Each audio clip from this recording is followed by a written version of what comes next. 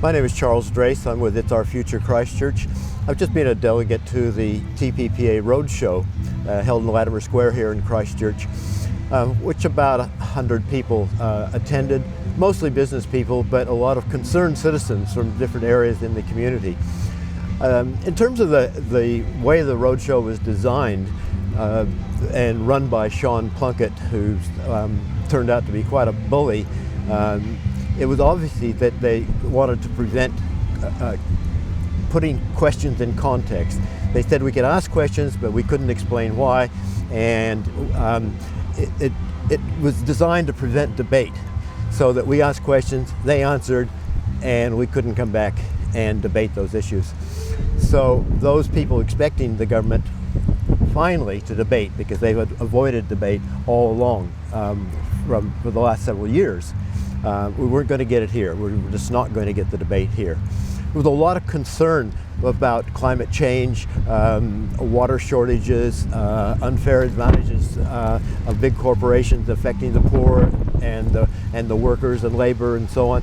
And most of those were just not answered successfully at all.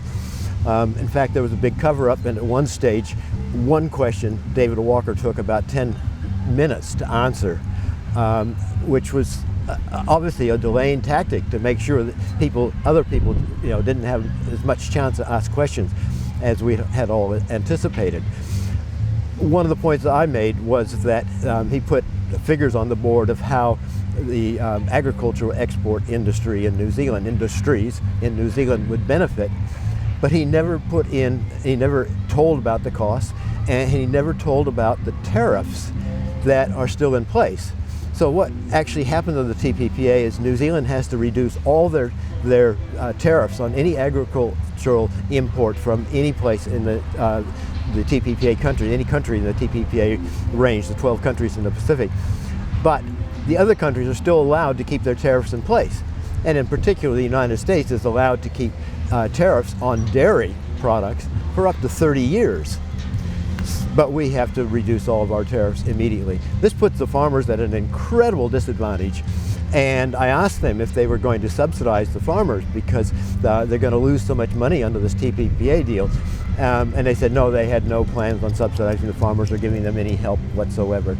So I think this is an important point that came out, that they are not prepared to front up with the costs. They're not prepared to deal with the cost. They're leaving that to the taxpayer, they're leaving that to the individual small businesses, they're leaving that to individual people, and basically only saying that they're going to be a big benefit out of it. But even that, they say there's $2.7 billion that we will gain in exports by 2030. But then they also said that there's $80 million a year it's going to cost New Zealanders, not the government, but New Zealanders, to put the TPPA in place. Now, that's 60%. The cost of 80 million a year is 60% of the 2.7 that we're supposed to be, 2.7 billion that we're supposed to be gaining. And so it just the whole thing was like a circus of cover-ups and trying to avoid any of the tricky questions. And it's a real disappointment that the government continues to evade communicating with the public and debating with the public.